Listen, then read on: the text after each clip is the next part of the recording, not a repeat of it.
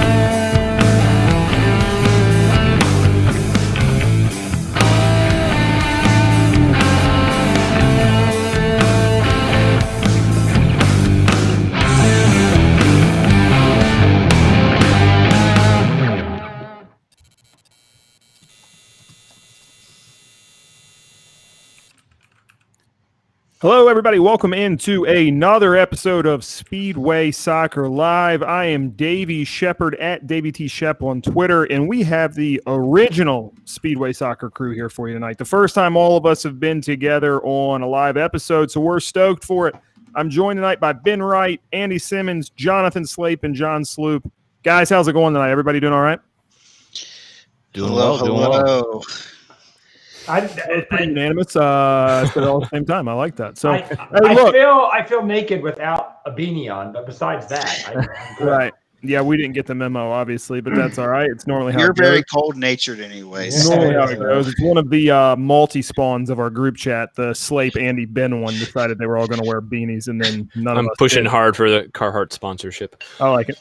Yeah, I'm going to the North Face on my All right, end. guys, we got 25 minutes to talk Nashville Soccer Club versus Toronto Football Club. Starting lineups are out. Ben, pretty straightforward. What we were expecting, Anunga replaces Godoy in the starting lineup. Now, I think probably the interesting thing is who took that spot on the bench. A lot of us were thinking David Akam. He's been training.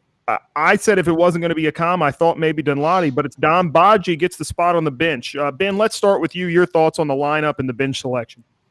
I mean, yeah, I think the lineup is as straightforward as it gets. I mean, we all, as soon as Godoy went out injured, we all said that we thought it was going to be, as soon as Godoy went out injured, we all said that we thought it was going to be Anunga who came in for him. And he's done a job at that position all season, and I don't think it changes things too much for Nashville. Like you said, Badji's the interesting one. I feel like he's not as different from Rios as I thought Gary Smith would want on the bench. It feels like David Akam kind of fills out a little bit of a different role than Badji does, but we'll see. I feel like Rios is still the first choice off the bench if you need to bring in another striker, so I'm not sure how much it will impact things. Do you think maybe that decision was also based on just in case they possibly need firepower and if they decide to go to extra time against Toronto, potentially for penalty shootout?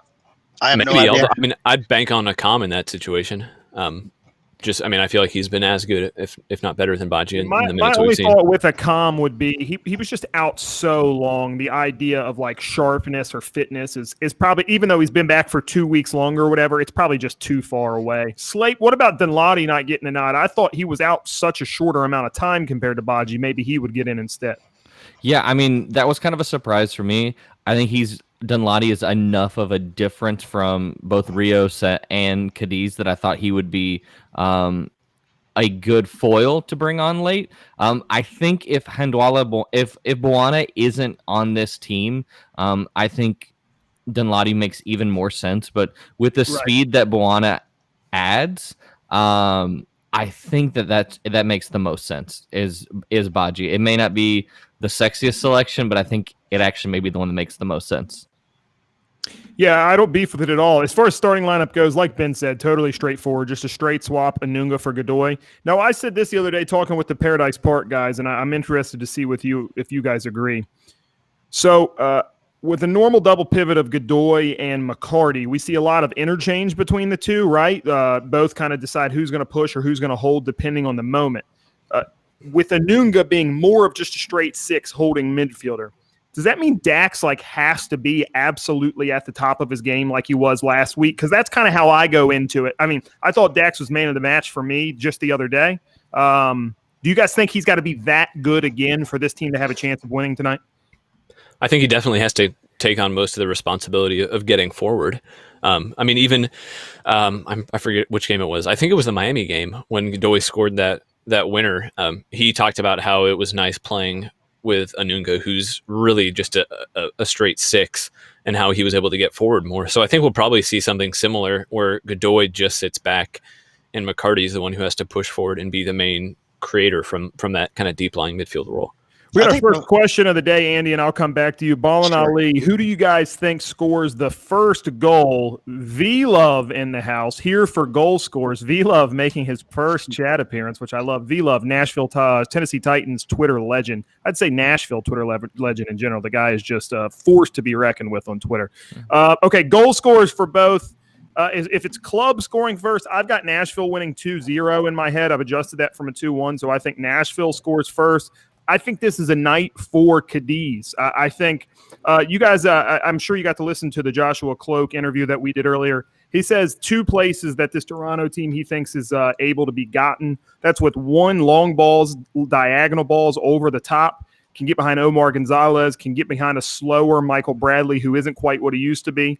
The other place is set pieces. So I really like Cadiz, and I like Walker Zimmerman tonight too for a goal. I think I predicted Cadiz for both in my preseason, my pre-match prediction, but I think both of those guys got a good shot. Anybody else with a potential goal scorer, Sloop? I'll get to that in a second, Davey, but I want to find out, why did you adjust from a 2-1 to a 2-0? Is that after your conversation today? It's just my gut feeling, man. I don't know. I kind of went the other day. I predicted 2-1 against Inter Miami. When the Higuain news came out, I just felt really good. 3-0, I changed it to kind of in our group chat. I'm just going to stick with that. I like where this team is. Toronto's really, really been struggling to score over their last 6-7 games. And this defense is just in form. I really like it. And with Anunga sitting back more of a true 6 holding, I think it's a pretty good chance that we hold on to it. No Leal, says Ballin' Ali. I said Leal and Cadiz. I think we had several people predict Leal's goal score. Is that correct? I know Sloop. Did anybody else? I said 1-0 with Leal. Okay, yeah. So multiple guys like Leal Ali. I think he's got a good shot. The one thing that I'm just interested to see, this is probably the coldest game that he's ever played in, I would imagine. So I'm interested to see how that does affect him. You'd think he shows up and he's totally fine. On the flip side, I think Hani's maybe back in his natural environment, cooler temperatures. I think Hani's going to be sharp tonight, and I'm looking for a really good game out of him. I see my predictions shifted a little bit more towards Toronto based on what we're seeing out of the lineup on the Toronto side.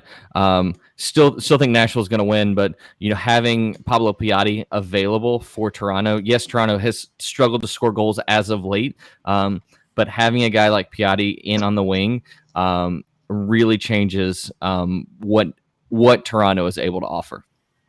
I said 2-1 for Nashville, and I think that my bold prediction was both goals are going to be scored off set pieces. I think that Walker Zimmerman, he's due for another one again. He will get a header off a Hani Mukhtar cross, some kind of set piece, some way. And I think Hani will get a free kick scored for him tonight. So that's kind of my thinking. The set pieces are going to be huge for Nashville.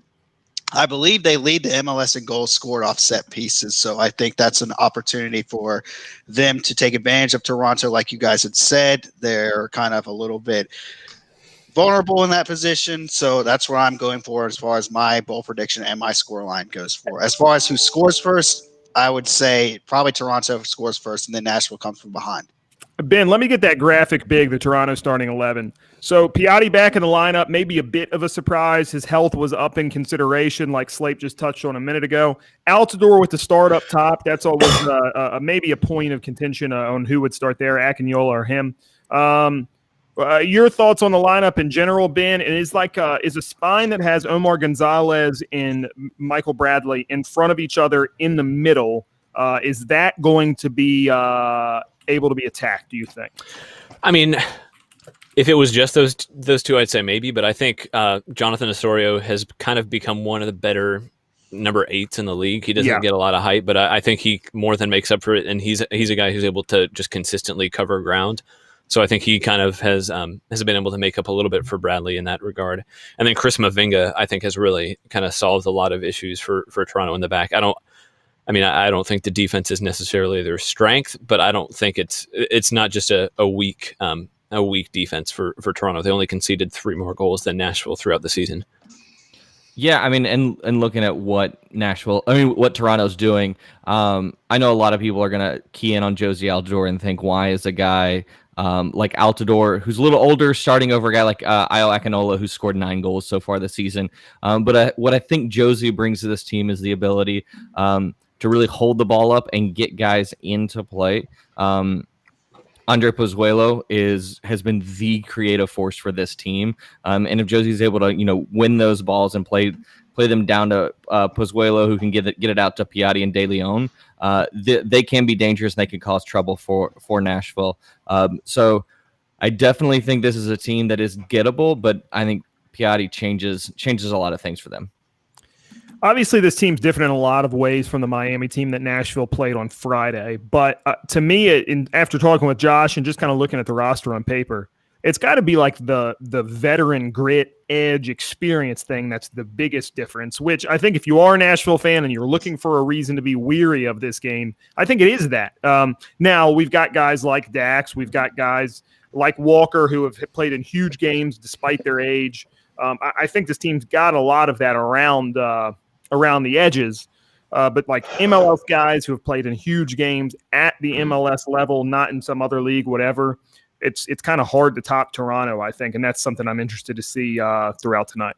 Yeah, I just want to say I'm still surprised. I'm the only one of us that did not pick us to win, and even I picked this to be a draw that goes into penalties, and I'm just a pessimist anytime it gets to penalties. So I guess I was surprised. I mean, I accused you guys when we were doing the picks of all being sort of homers about this team, but I don't see why every one of you is so confident. This Toronto is a good. I know they're starting. There's a thing called Uncle Mo, and I think Nashville SC is on his side right now. I think that Uncle Mo is in Nashville's corner right now.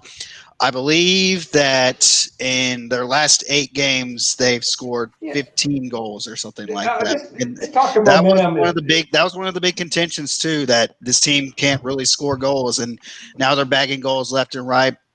You're seeing all the DPs that are starting to play together right now. I think that they're starting to gel at the right time right now. Yes, that Miami team was a little snake bit because of COVID, but by the same token, though, I do think that that was a very strong, statement for them to come out and really thrash Miami like that. If this was a heads-up playoff match between 2 teams that you weren't associated with in any way, I think based on the form that you saw out of both clubs, you would think Nashville has at least an equal, if not a better chance of winning the game. Well, I mean, there's a lot of contingencies. If they were actually playing in Toronto in front of their own crowd, I would say Toronto's going to win it for sure. There's no doubt in my mind. Momentum is always a myth. Momentum's momentum until it doesn't exist anymore. So I don't buy that argument. We'll see. I'm by far the least knowledgeable one of this group in terms of actually what happens on a pitch, but I just do not see this working out well tonight. I think one of the things that makes me confident in what Nashville could do is if you look at the 5-0 loss they had against the Philadelphia Union. And I'm not putting Nashville on the same level as the Supporter Shield holders. But if you look at what they did in that game, they pressed Michael Bradley. They harried them in the midfield and won the ball up high, which I think this Nashville team can do. And I think with Brian Anunga in, it definitely, kind of hurts their ability to do some of that, but Nashville can do that. They can transition quickly. I think the biggest miss from Godoy is going to be his range of passing. And while it's going to be a bit more defensive from Anunga just doesn't have that passing range that Godoy has. But I think just that blueprint that we've already seen this team be beaten, I think just gives me a lot of confidence. And I got a question for Ben here. Joshua Cloak says today in our interview with him that it's going to be the Toronto FC plan to attack wide, get wide, and kind of work in from those spaces. Are Lovitz and Johnston up to the task tonight, do you think, Ben? And how worried are you about Johnston already being on the yellow? I think they're pretty up to the task. I think Lovitz especially, I think he's one of the better two-way left backs in the league. And I mean, Johnston has been solid. And I think, too, it helps that you have guys like Leal and Wheel on the wings who just put in a shift defensively. They work really hard on both sides of the ball. I mean, we saw after flying back from Austria like a couple days before, Leal was tracking back on defense consistently. So I think that will help Nashville out a lot. I think I'd be less worried about them getting hurt defensively and more worried that they're just going to get pinned back and not really be able to contribute much in the attack. And if they do push forward, they could get caught out. So I think they'll definitely be thinking about that going into this one. But yeah, I think the wingers will help Nashville out a lot. My only worry. Responding to a chat there, Andy, go ahead, man. I was going to say my only concern with this game is the experience that we've touched on already. The past, I believe it's 3 out of the past 4 years, Toronto's at least made the MLS Cup final, if I'm not mistaken. So they've been here, done that before. This is just a routine for them to come into MLS Cup and really exceed expectations. So that's my only concern with that. That's why I think someone like Anunga, to go back on that point about Anunga and McCarty, how McCarty really has to raise his bar as well too. One thing I really wanted to bring up that's not going to show on the score sheet is that experience that Anunga's going to have to lean on McCarty a little bit and, look to him for, advice, guidance, what to do in certain situations when they are pinned back against a very, formidable side. I think that goes hand in hand also with Zimmerman as well too, since he's, an experienced guy and some of the defenders are going to look for him for advice in this game. I want to ask a philosophical question here. So, second expansion side ever to score, to win a playoff game behind Chicago Fire, who obviously, I think it was 98, right? Won MLS Cup. Yep. The second ever. I mean, it was. I thought it was we were the second one or the first one since then, but that's it. Well, Chicago was in the next round of expansion after the start of the league, right? So I think we're only the second team ever. Yeah, second in MLS history. Yeah. That's so impressive. Back in 98. let's set where does this Nashville side fall if they're able to go and get a result against Toronto tonight and win? Where does this side fall in the kind of hierarchy of MLS expansion sides over time? I mean, I think that's a tough one. As good as LA and Atlanta were, they didn't win a playoff game. Yep. Yeah, but you can't. But they were a great team. I mean, I don't like putting all the pressure on one game and saying, "Oh, they weren't good because they lost their first playoff game." Well, but I mean, that's how this league has decided the best team in the league is established. But that doesn't mean I have to judge them the same way. I can say, yeah, they dropped out, but they were a better team than this team. So you would say this Nashville side falls behind Atlanta and LAFC? Absolutely. But how far does the team have to go to surpass those two? Win it? Win the whole thing? Eastern Conference Final? Make it to the finals, and I'll be a believer that this is a better team than those. Okay. Anybody else? I think Nashville's kind of changed. I mean, we saw kind of Atlanta come in and change the way that expansion teams started out just by spending really big on young South American talent. I think Nashville has kind of changed how some expansion teams are going to come in who don't have that same budget. And instead of spending all their money on attacking pieces and just letting their defense do whatever, kind of like we saw with Cincinnati, I think Nashville is showing that you can build strong defensive teams on a budget and then kind of build the attack slowly, and that can be a successful way to build a team. I think it kind of depends on what happens next season if they're able to build on this. But I mean, I wouldn't say they're the best expansion team in MLS history. Yeah, I would say that a lot of it, Atlanta and LAFC get that best expansion, like in that pantheon, because of what they did after their expansion season. Atlanta being able to go on and win MLS Cup the year after. LAFC 2 years later, having the best regular season in MLS history. So I think that's a lot of what those two teams are built on. I think tonight, if Nashville beats Toronto, I think you have to consider as a single expansion season better than LAFC and Atlanta. I mean, I know there's a lot of caveats because of COVID and things like that, but if you win tonight, you win 2 games in the playoffs. Against the second seed, I don't see an argument for a single better expansion season. And Sloop, I want to be clear. I don't necessarily have beef with your point, but I think if I do have beef, it's not necessarily with you. It's like with this league, and it's where all of us watch soccer. All of us watch a ton of soccer, probably more than we do any other sport. The exceptions of that maybe being me and Andy with football. But that being said, every other league in the world is predicated upon the season, how many points you take throughout the year. So we're so conditioned to play, but that just isn't where this league has placed the priority. And I think that's stupid. But at the end of the day, the team at the end of the year who wins the knockout tournament is called the champion. Yeah, no. I'm not denying that. I'm not denying that. But let's take anytime you have a tournament with a knockout rounds, then at the end, you have an argument still about are they the best team, right? And so, for example, you know this as a Chelsea fan. When Chelsea won the Champions League, I don't know anyone in the world who said that's the best team in the world. That's the best. They weren't. Yeah, they were the best team in the world. But on the flip side, if you would to say the last two Champions League winners, Bayern Munich and Liverpool, I feel like there was no question that those were the two best teams. I agree. And so it works out sometimes, and sometimes it doesn't. But there's an argument to be made.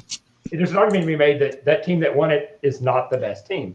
Now, that's fair. If Nashville wins the MLS, if it wins the MLS tournament, I'm going to say, wow, we're the champions. I'll take that. I'll friggin' get blue hair. I'll do everything. But I am not going to say we were the best team for the whole league. I will say we won the We're not saying that's not the argument is best team in the whole league. It's no. That was Davey's saying best expansion side. That's what I'm saying. Best expansion side ever. Yeah, best expansion team to come through that year that they were an expansion team.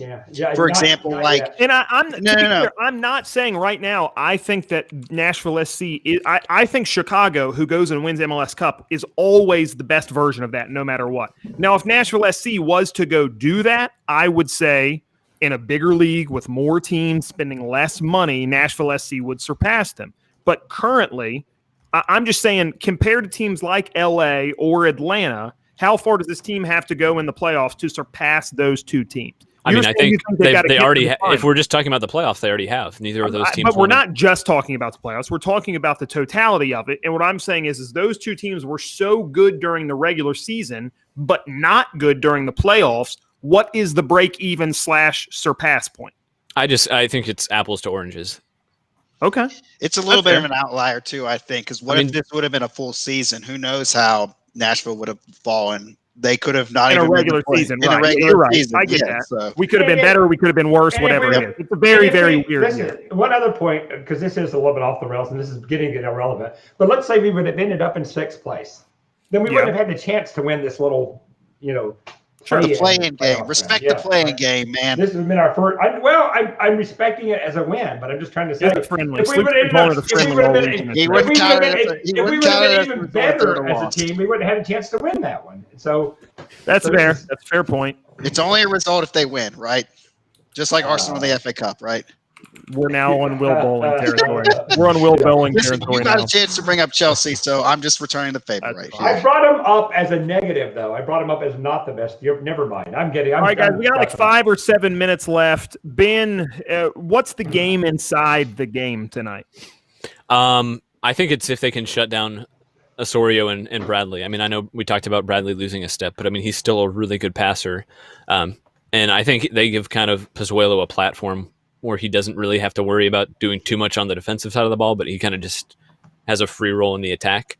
I mean, and he's been the best, arguably the best player in MLS this season. So I mean, I think we probably haven't talked about Pozuelo enough. But yeah, I mean, I know Altidore has been hurt a lot, and this is his first game back in a while. But I think it's still a really good attack and an attack with pieces that we haven't seen Nashville play yet. I mean, they've played talented teams, but I think you could argue that on pure talent, this is the best team that Nashville's faced yet. So we're looking at what I would say potential, probably the MVP, right? Would we agree that that's who Nashville's facing tonight, right? Yeah, I would say. I mean, they haven't announced MVP, but I would say Alejandro Pozuelo is the MVP of this league. So going into that match, where do you like the midfield's ability to kind of offset that and move forward, kind of not letting him dictate the game single-handedly? I mean, I think he and McCarty are the same age, but I think we've just seen that McCarty is able to cover more ground and do more on defensively as well as being relevant in the attack. I mean, so I don't want to say that that McCarty's going to shut Bradley down, but I mean, I think he's going to make life really hard for him. And I think he probably has a little bit of a chip on his shoulder too. I mean, he's been one of the best midfielders in the league for 10 plus years and just hasn't got the same amount of recognition as Bradley has.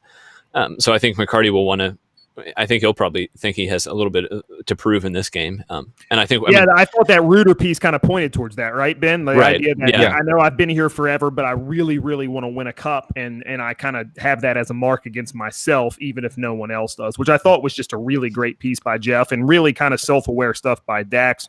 We got Jake Thompson in the house. What's up? Let's go Nashville. Donald Hall in the house tonight. Don, you'll be proud. I'm drinking nice beer tonight in your honor. He yelled at me last time I drank Coors Light, so I did that just for him tonight.